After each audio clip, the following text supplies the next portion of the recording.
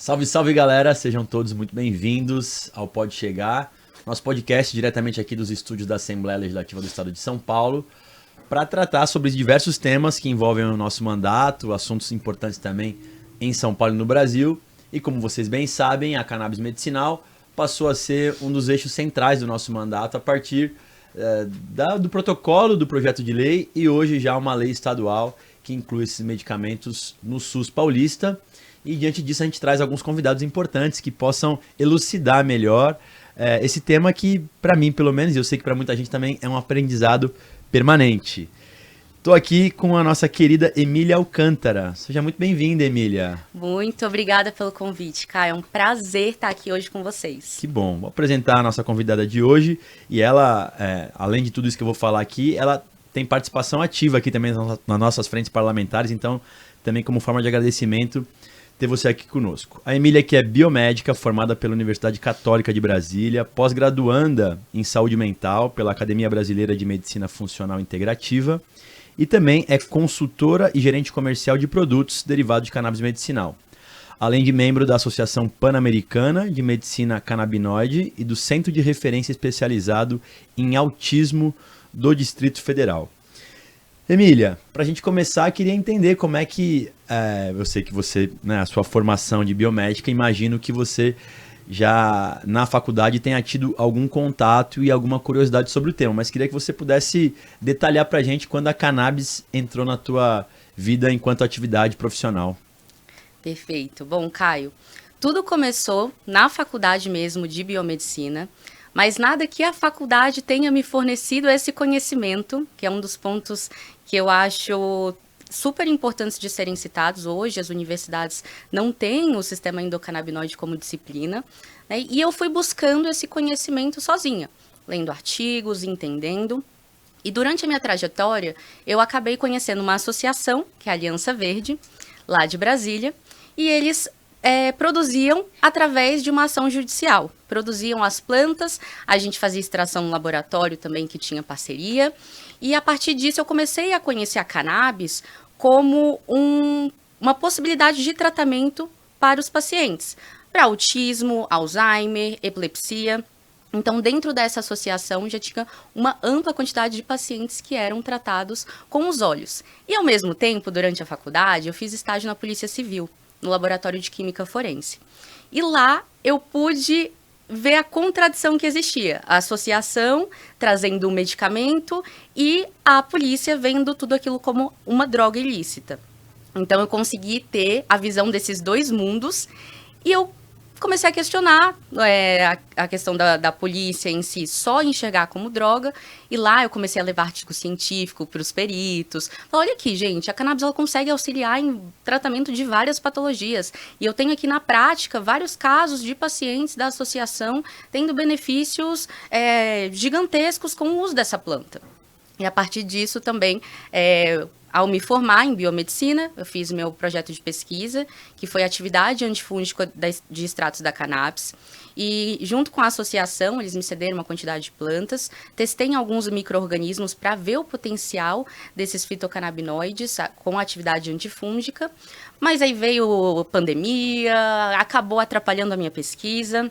Não consegui fazer replicatas técnicas. Quando você concluiu, Emília? Foi em 2021. 21. Aí em 2020 que começou o TCC e aí começaram alguns problemas por conta da pandemia, mas acabei não conseguindo fazer replicatas técnicas e biológicas, porém me fez entender um pouco mais sobre esse mundo da cannabis. E eu vi ali uma oportunidade de crescimento, porque era um nicho muito pequeno, um mercado ainda que está em grande expansão. Eu falei, agora é a oportunidade de conseguir entrar no mercado da cannabis. E eu fui chamada por uma empresa aqui em São Paulo para trabalhar como representante, e foi aí que eu comecei a transformar a minha vida, transformando a vida de outras pessoas, dando acesso aos produtos à base de cannabis, através de empresas e associações, para pacientes que precisam desse tratamento. Legal. Só uma curiosidade também, na tua turma da biomedicina, outras pessoas também enveredaram por essa área? Não? As pesquisas que eu apresentei na faculdade foram as primeiras sobre o tema. Tanto que gerou uma curiosidade dos professores e, inclusive, a gente ganhou uma premiação, eu e a minha dupla, Que legal. Que foi a identificação de fitocannabinoides por cromatografia em camada delgada. Então, a gente levou esse projeto que nós fazíamos na polícia para a universidade conhecer um pouco mais sobre a possibilidade desse tratamento também. Que bom saber disso. Bom, entrando agora, Emília, para a gente poder também elucidar para quem nos acompanha sobre as formas de acesso de cannabis aqui no Brasil. Queria que você pudesse, de alguma forma, detalhar um pouco cada uma delas, e eu vi que você trouxe aqui um arsenal de possibilidades para depois a gente até fazer aqui durante o nosso bate-papo alguns testes. Pudesse explicar, então, a forma de acesso, claro, para além daquelas que você trabalha hoje. Então, vamos lá. Existem 3 principais formas de acesso hoje. Então, a associação de pacientes. Muitas associações conseguem uma liberação judicial para conseguir cultivar a planta. Era o caso da Aliança Verde que você falava. Exatamente, lá de Brasília. O caso da Aliança Verde, uma associação de pacientes que conseguiu uma ação judicial para cultivar a cannabis e fazer a produção do óleo artesanal. Mas existe uma dificuldade aí, hoje tem várias associações excelentes, fantásticas, mas também a falta de uma regulamentação para essas entidades faz com que não tenha uma padronização. E a gente comece a ter problemas com relação ao tratamento a cada lote, não tem uma regulamentação específica para a associação. Isso acaba impactando, mas existem associações sérias que fazem testes de cromatografia para quantificar os fitocannabinoides, né? Esse teste garante qualidade dos produtos. Então, você tem ali uma quantidade de fitocannabinoides, você consegue dosar, consegue analisar se tem metal pesado, ou a maioria faz apenas análise de fitocannabinoides. Mas é importante ter análise de metal pesado, porque a cannabis ela é bioacumuladora, então ela acaba captando todos os metais pesados e impurezas que existem ali no solo. Então, é importante ter essa análise de pesticidas, então, análise microbiológica, se não tem nenhuma contaminação. Inclusive, quando eu trabalhei fiz estágio na Polícia Civil, um dos grandes problemas que a gente encontrava, boa parte das plantas chegavam contaminadas por fungos. Boa parte. Inclusive, quem cultivava e a planta era apreendida, chegava contaminada. Então, essa é uma preocupação também. Será que a planta daquela associação não está contaminada? Os testes estão sendo feitos. Existem associações sérias que fazem isso, então, excelente. E elas dão acesso, e muitas vezes um acesso por um custo reduzido comparado ao que já existe no mercado hoje. Né?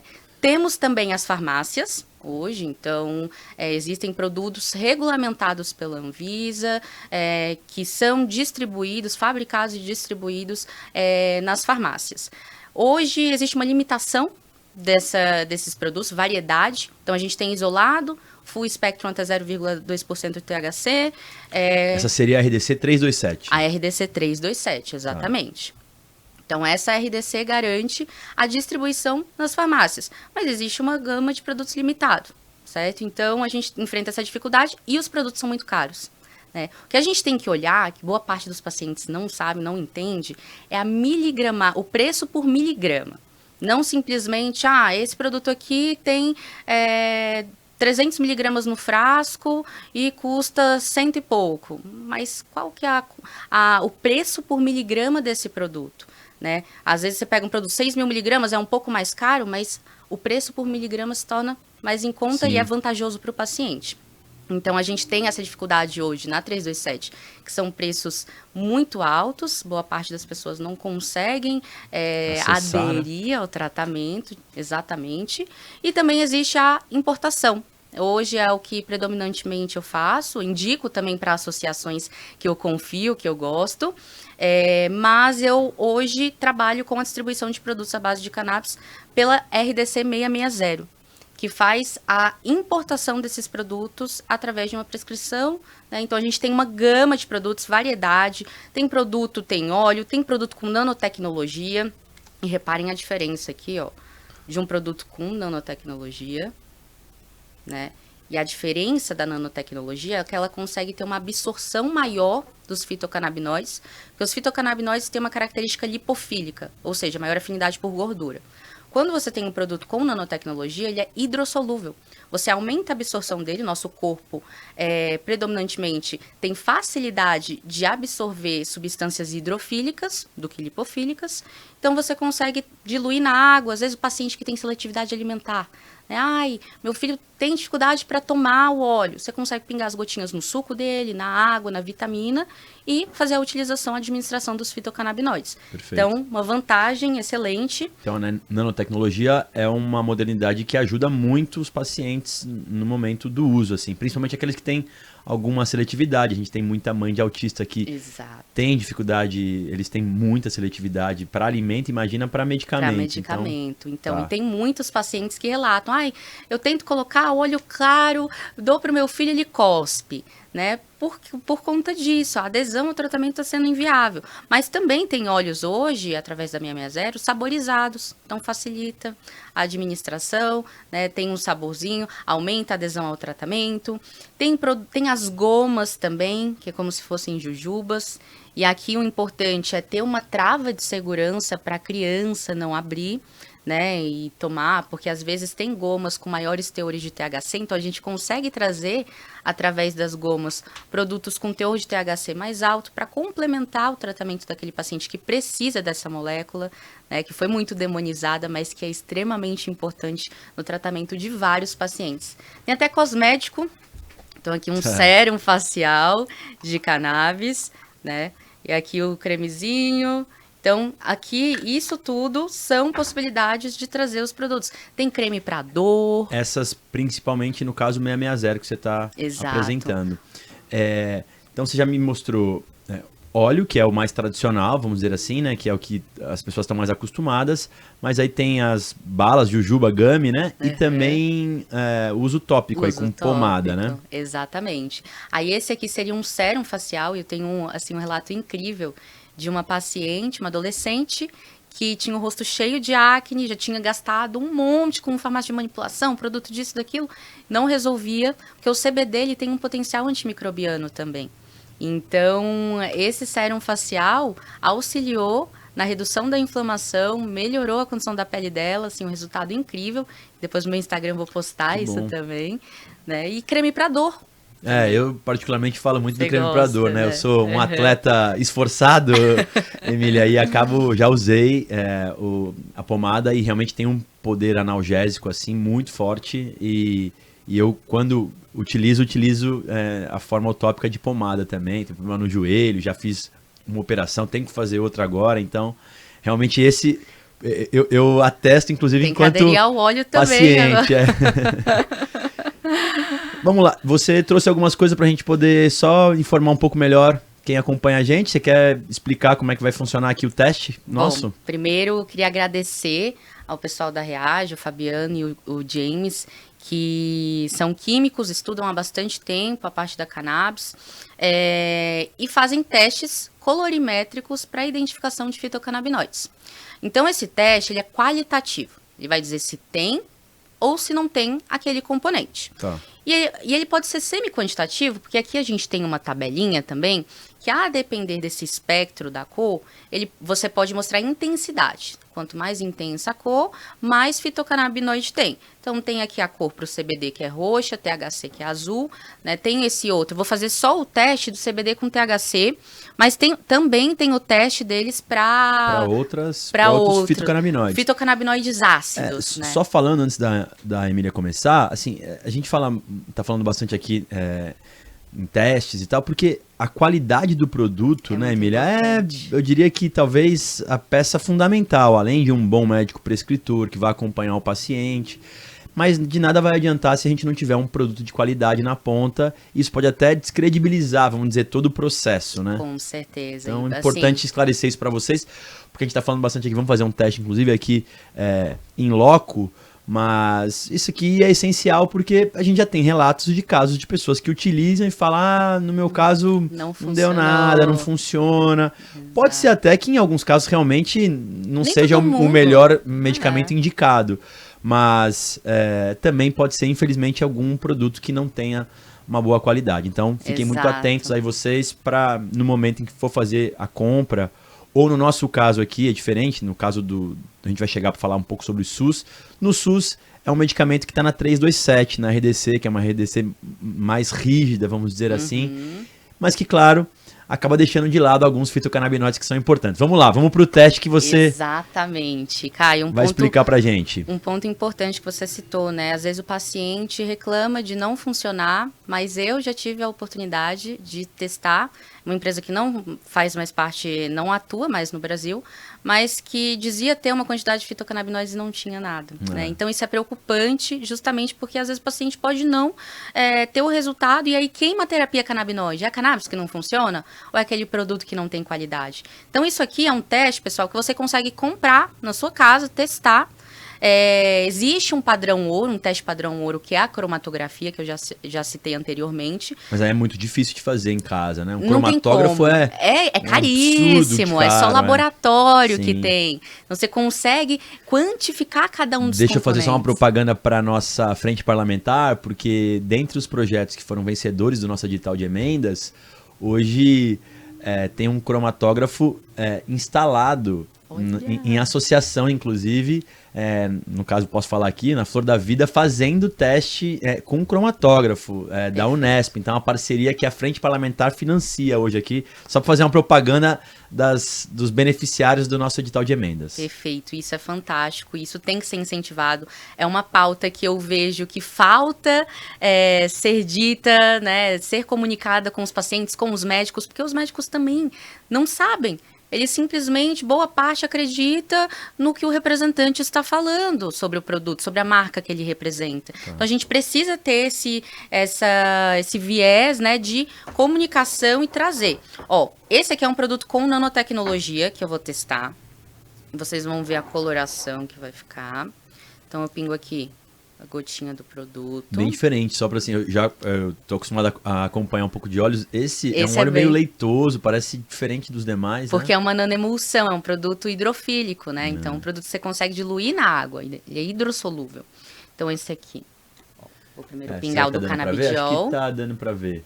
Eu vou fazer o teste, eu vou mostrar para vocês o resultado. Porque tem cor, né? Vai ter uma corzinha. Isso, mas eu pinguei o produto aqui. Agora eu vou colocar o reagente do canabidiol. Uma gota. E essa cor que vai ficar aqui para esse produto vai ser curioso. Vamos lá. E esse outro? E esse daqui é THC com CBD. Tá. Então, se tiver THC, ele vai reagir também. Então, aqui, agora a gente mexe. Aqui, ó. Apesar daqui não ter a coloração vermelha, esse produto ele é rico em canabigerol. Então, aqui não tem, mas o teste identifica. Fica vermelho quando ele reage com o canabigerol. Então, esse produto aqui... Que é o CBG, é isso? CBG, tá. Exatamente. Que é muito utilizado em pacientes com dor crônica, pacientes com síndrome do intestino irritável, devido ao seu potencial anti-inflamatório. Paciente que tem hipersensibilidade ao THC pode utilizar o canabigerol como uma também saída. Tem paciente que acaba respondendo mal ao THC, é mais sensível. Esse é um óleo que eu tô mais acostumado. Esse é o óleo convencional. Vejam a diferença. Ó, pingar aqui também. Aí a gente faz a mesma coisa. Vocês vão ver a coloração. Uma gota. Depois eu mostro o resultado para vocês. Ah, não, peguei o errado, gente. Ó, aqui. E mais uma gota do THC com CBD. Bom, o outro ficou um pouco avermelhado, né? Aquele primeiro. Que não tem no espectro aqui. Que não tem aqui no porque teste. É o canabigerol. Então, esse produto aqui, rico em CBG, ele fica vermelho quando reage com esses componentes. Ó. Esse aqui, não sei se vai dar pra ver. Tá mais escuro, né? Esse aqui, ele já ficou mais roxo. Esse aqui, ele é rico em CBD. E aqui no teste, ele mostra. Quando fica roxo, significa que tem altas concentrações de CBD. E esse aqui é um produto 6.000 miligramas de CBD. Então, 200 miligramas por ml de canabidiol. né? Esse daqui, por outro lado, é um produto com CBD também. Gente, essas travas aqui, eu tenho até fazer um tutorial. São pesadas. Porque tem paciente que tem dificuldade, mas é uma exigência do FDA, né? Esses produtos americanos têm que ter essa trava de segurança. Aí aqui, o canabidiol. Então já no terceiro teste aqui de óleo. No terceiro teste. Uma gota. E aí você mistura os dois mesmo. E aqui o teste ele já vem com todas as regras, o que você tem que fazer. Esclarecendo, Emília, para quem tiver interesse em poder contatar a galera do Reaja, como é que é? Tem Instagram deles, será? Tem o Instagram deles, Reaja, tá. Tem o James Cava e o Fabiano, que são os químicos que produzem esses testes colorimétricos. Ó, aí esse aqui ficou roxinho também, mas se vocês pararem para ver, olha a intensidade. Mais claro. Ficou mais claro, porque a concentração de canabidiol, por isso que eu digo, ele é semi-quantitativo, você consegue ver a intensidade. Esse aqui tem mais canabidiol do que esse. Mas a concentração, exatamente a quantidade de fitocannabinoides, eu Só com um cromatógrafo, né? Só com um cromatógrafo. E vamos pro último Mas a intensidade de cor, óbvio que é diferente, é um teste simples de ser feito aqui. Você fala, poxa, tem bastante. O quanto tem, eu não sei, mas já é um indicativo e já consegue te auxiliar. Poxa, o meu produto tem canabidiol, meu produto tem o THC ou não tem. E aí você consegue, inclusive, questionar o laboratório que te vendeu, a associação que te vendeu, o produto que você adquiriu. Então, isso aqui é uma forma de você testar em casa, simples. Não é um produto caro, é acessível e você tem reagente para bastante tempo para testar os seus produtos, né? Então, isso aqui é uma forma de você garantir minimamente a qualidade do produto que você tem. Último teste aqui. Aqui também, ó. Mas já ficou um pouco mais claro. Esse aqui é um produto artesanal que tem CBD e THC. Mesma concentração, produto 1 para 1. Mas pode ser também, e aí é uma das coisas da associação que a gente precisa da testagem, se foi descarboxilado completamente. Porque aí esse THC e CBD, muitas vezes pode estar na forma ácida, e não na forma neutra identificada por esse reagente. Mas, ó, dá pra ver. Tem diferença. Eu não sei se vocês vão conseguir, claro, olhar as diferenças, mas eu tô aqui, tem diferença no tom de roxo. Mais claro, mais escuro. A primeira me pareceu mais escuro. E esse aqui mais avermelhado. E esse até, o com nano, mais avermelhado e mais claro, assim, mais claro, né? Quase que um salmão, assim. Então aí você consegue Mas é isso, uma opção aí para quem tem curiosidade e também querer fazer um teste com o próprio produto que já tá utilizando, de repente, tenho curiosidade e tal, então a galera do Reage agradecer também, porque eu já recebi um teste desse também. Não, como eu falei, eu acabo não usando ainda o óleo, acabei não testando, mas agradecer eles, é muito importante que a gente tenha também pesquisadores que estão dispostos a... Você que está se lesionando poder toda ajudar. hora, então, atleta. Precisa, potencial anti-inflamatório dos fitocannabinoides. Bora. Emília, vamos lá, a gente está no momento, em dois momentos importantes aqui do governo federal sobre cannabis. Um deles é a regulamentação do plantio do cânhamo, que deve acontecer em alguns meses. Eles não têm muito mais tempo para poder apresentar, sob pena de multa, improbidade. Então, qual a sua expectativa em relação a essa regulamentação? Você tem acompanhado um pouco dessas discussões? Olha, sendo bem sincero, eu não sei o que esperar, porque tá todo mundo curioso para saber como que a Anvisa vai regulamentar isso, mas considero um passo importantíssimo para o mercado brasileiro. Porque hoje a gente depende de cultivo estrangeiro, sendo que a gente tem um solo fértil para isso, a gente tem áreas e áreas que podem ser utilizadas para cultivo de cânhamo, e a gente tem total aproveitamento, não só medicinal para os olhos, mas do cânhamo, a fibra do cânhamo, para fazer concreto. Inclusive na OI Expo, o evento que teve em Campinas, né? Indústria o pessoal têxtil. Fazendo o concreto de cânhamo ali ao vivo, né, com a fibra, dá para você fazer tecido, várias roupas sendo vendidas também com cânhamo. Então a gente tem utilidade da planta na sua totalidade. Então, a gente precisa incentivar e parar de só dar dinheiro para estrangeiro e começar a incentivar a economia do nosso país, o cultivo do nosso país, porque a gente tem solo para isso, a gente tem capacidade produtiva, a gente pode, inclusive, fornecer essas plantas para países que precisam do cultivo. Né? A gente pode ser um exportador do cânhamo como também. Hoje a gente acaba importando aqui de diversos lugares do mundo, do Uruguai, da Colômbia, do Paraguai, dos Estados Unidos. E por que não produzir aqui? Pois é. E dar acesso, porque se a gente tem uma produção local, a gente melhora muito os custos de produção. Fora a geração de emprego, renda, imposto que isso pode gerar. Exatamente. Boa. E aí a outra coisa, eu falei aí da expectativa sobre o plantio, mas também existe uma revisão de RDCs. Da 327 e eu não sei como é que vai ficar também 60. Vai acontecer em breve. Queria que você pudesse falar um pouco sobre as expectativas sobre essas eventuais modificações. Vocês acham que eles estarão mais criteriosos, serão mais brandos? Como é que você avalia? Com relação a esses critérios da Anvisa, a gente já viu essa reformulação da 327 citando sobre as boas práticas de fabricação. Antes eles aceitavam essas boas práticas de fabricação no país de origem, então se era regulado pelo país de origem, ou seja, aceitável. A Anvisa da Colômbia, por exemplo, se tivesse dado ok, estaria ok aqui. Estaria ok aqui.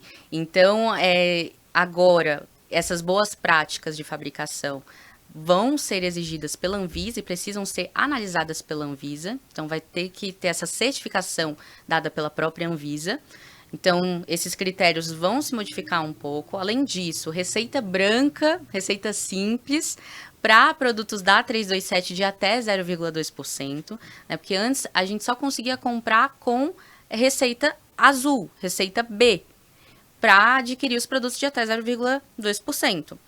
Mas ainda tem a limitação do THC, eles agora permitiram maiores teores de THC para doenças graves, para casos muito específicos, e a gente sabe que muitas vezes não é esses casos tão específicos. Eu já estava esperando que houvesse um aumento do limite de THC, não só 0,2%. Inclusive, existem países como a Suíça que tem 1% de THC nos produtos, é permitido. Salvo engano, aqui na América do Sul também tem 1%. Foi falado, pelo menos, a Daniela da Embrapa teve conosco recentemente. Isso, acho que é no Uruguai. No Uruguai também é permitido 1%. Então, os países já estão revendo isso. Por que a gente ainda não está pensando, né, analisando o que esses países estão fazendo com a regulamentação, com o que já está acontecendo lá, com a regulamentação que já existe, né, como que a gente pode trazer os benefícios e aplicar aqui no Brasil. Então, acho que esse ponto é importante, limites de THC poderiam ser aumentados. Os produtos americanos, geralmente, 0,3% de THC é permitido. Né? Mas a gente sabe que tem paciente que precisa, às vezes, de concentrações mais altas, produto 1 para 1, principalmente paciente com dor crônica. A gente vê essa importância do THC, mas a gente ainda tem essa limitação na 327. Né?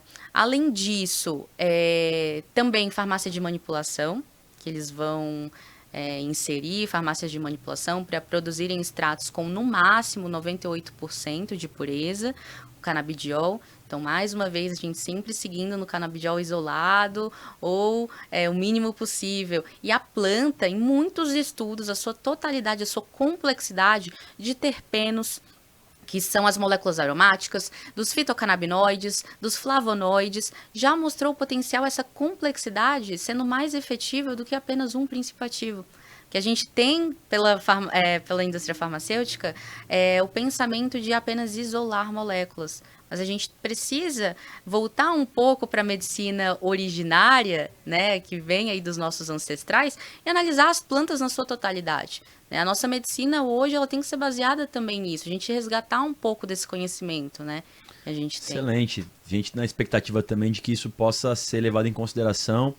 Sei que a Anvisa, pelo que eu percebo, assim, não gosta muito de tratar do assunto, parece que eles não se sentem muito à vontade ou tentam empurrar para outros órgãos, mas na decisão da ministra, pelo menos, a Anvisa tem que ser consultada e imagino que, pelo menos para os próximos anos, a Anvisa será ainda vamos dizer, a guardiã da qualidade e dos avanços que nós teremos. E a gente tem uma propriedade científica, Caio, que assim, em outros países a gente não vê esse conhecimento. A gente tem pessoas com conhecimento científico, assim, surreal, que pode ser disseminado, mas a gente também ainda enfrenta dificuldades com pesquisa, mas a Anvisa também está dando permissão para importação com destinação à pesquisa científica. Então, isso também é um ponto positivo. Miriam, falar um pouco sobre o panorama econômico. A Kaya Mind, pelo menos para a gente aqui, já tive com eles também aqui, conversamos sobre o cenário econômico do crescimento das vendas, de pessoas utilizando, da quantidade de médicos também passando a entender e a prescrever. O mercado movimenta e no último ano, segundo o Kaya Mind, cresceu 22% em 2024. Você sente na ponta como aí uma representante desses produtos o aumento, a procura? Cada vez mais, ao contrário de antes, que o paciente ia ao médico e o médico só prescrevia o medicamento para ele, hoje o paciente está buscando um médico que já prescreve, porque ele já está pesquisando. Inclusive, pacientes vêm até mim pedir artigo científico, estão buscando conhecimento sobre o tema, né? Então, hoje, eles estão buscando já os médicos que trabalham com a terapia canabinoide, porque o vizinho usa e teve benefício, e essa informação está sendo disseminada. Apesar da gente ter um pouco de censura a respeito do tema, hoje, muito por questões políticas que existem a respeito da cannabis, a gente está vendo que está expandindo, né? E até, já licença, pegando aqui alguns dados da própria Kaya Mind, né? Olha aqui, mais de 672 mil pessoas são pacientes de cannabis em 2024. Então, isso está crescendo absurdamente, eu vejo isso na prática. A última vez que eu conversei com eles, dobrava o número de pacientes a cada ano. Então, a gente está com a expectativa que esse ano o Brasil supere 1 milhão de pessoas já utilizando produtos à base de cannabis. E aí não é especificamente na 660, são todas elas. Né? Associação. Né? Então, olha aqui, entre empresas e associações já existem mais de 1.775 que fornecem os produtos. Mais de 4.120 produtos que estão no mercado hoje. Então, a gente, apesar de andar lentamente, a gente está observando um crescimento, uma expansão muito grande. Os pacientes estão buscando mais qualidade de vida e menos alopáticos, menos medicamentos, porque você usa um medicamento para uma coisa. Aí te dá um sintoma, te dá um efeito colateral, aí você precisa de outro medicamento para tratar esse efeito colateral. Sim. E você vive num ciclo, e quando você vê, você é uma polifarmácia. Está utilizando um monte de medicamento. E um para melhorar o efeito colateral do outro. E, Emília, e acho que contribuindo com tudo isso também, pós-pandemia, as pessoas ficaram muito ansiosas, depressivas, exatamente, doenças mentais que tá tão em alta e que o potencial da cannabis é também muito grande. E até um questionamento que eu faço, né? Cada dia que passa, mais estudos sobre medicamentos alopáticos para ansiedade, para depressão. E os números de pacientes com ansiedade e depressão estão reduzindo ou estão aumentando? Então, é um pouco questionável a gente pensar isso e buscar outras alternativas, né? Então, a cannabis tem se mostrado principalmente porque ela regula o sistema endocannabinoide, que regula os nossos neurotransmissores. Então, você está regulando aquilo que está em déficit, ela está controlando. Aquilo que está aumentado, ela também está regulando. Então, a cannabis ela consegue ter essa possibilidade de qualidade de vida e, por isso, tratar tantos sintomas ao mesmo tempo. Mas ela não é uma panaceia. Ela não cura, ela é sintomática e ela traz qualidade de vida. Sim. Né? Isso que os pacientes e nem para todos servem também, né, Emília? Claro que tem pessoas que vão ter resistência ou os efeitos acabam não sendo da maneira como se imagina. Uhum. Então é importante ter alguém, algum médico que conheça do paciente e que também saiba qual produto está prescrevendo. Deixa eu trazer para o nosso cenário estadual, e é importante ouvir a sua opinião. Você sabe da nossa lei 17.618, que já está produzindo seus efeitos. Hoje tem produtos na prateleira do SUS aqui em São Paulo sendo fornecido para pacientes, mas ainda tem bastante restrição. E hoje a gente tem acesso para pacientes com síndrome de Dravet, síndrome de Lennox-Gastaut e esclerose tuberosa.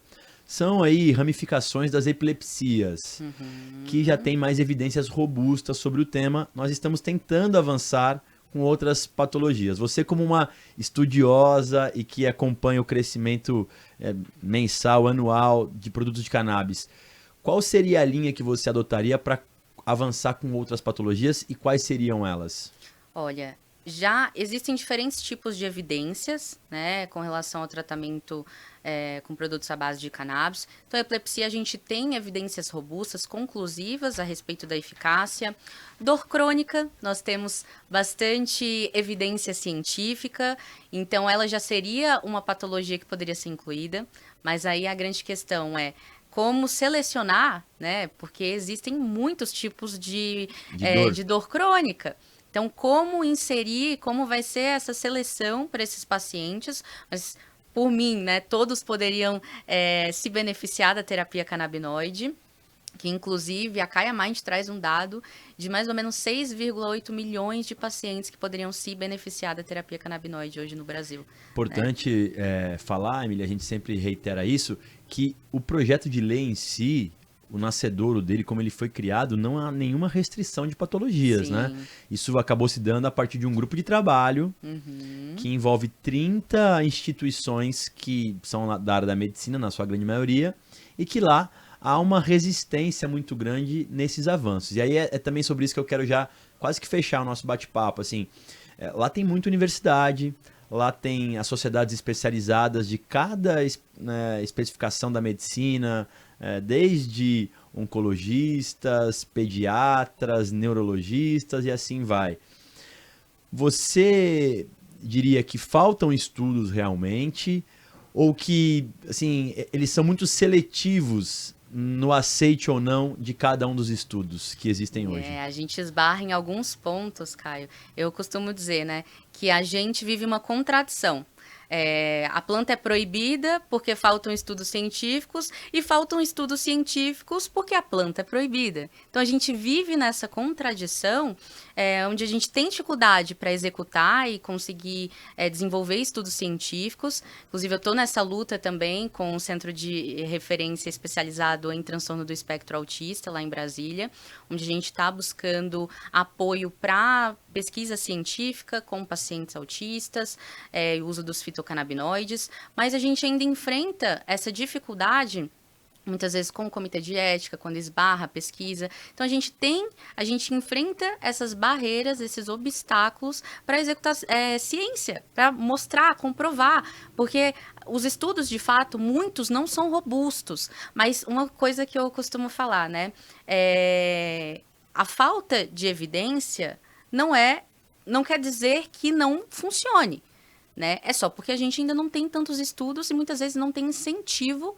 para fazer estudos e conseguir comprovar aquilo. Então, Alzheimer, a gente tem evidências insuficientes. Mas quer dizer que não funciona para Alzheimer? A gente tem vários, eu tenho vários casos.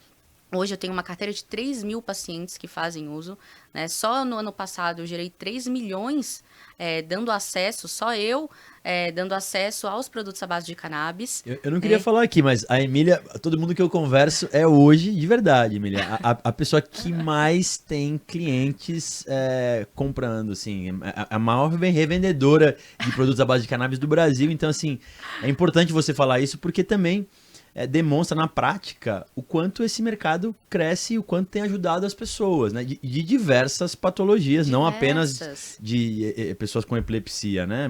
Várias outras. E curioso, porque assim, nessa base de 3 mil pessoas eu recebo muito feedback. E tem uma querida que se tornou minha amiga, ela tem uma doença que não tem nenhum esclarecimento pela ciência, que se chama Morgellons. Ela tem várias feridas pelo corpo, saem fibras das feridas, demoram cerca de 1 ano para cicatrizar. E ela já tinha tentado de tudo. Corticoide, todos os tipos de anti-inflamatório, antibiótico, remédios psiquiátricos, e mesmo assim ela não tinha nenhuma melhora. Ela terminou o casamento dela, ela não conseguia se ver no espelho, a autoestima baixa, e ela começou a utilizar o óleo. Para ela, era a última saída.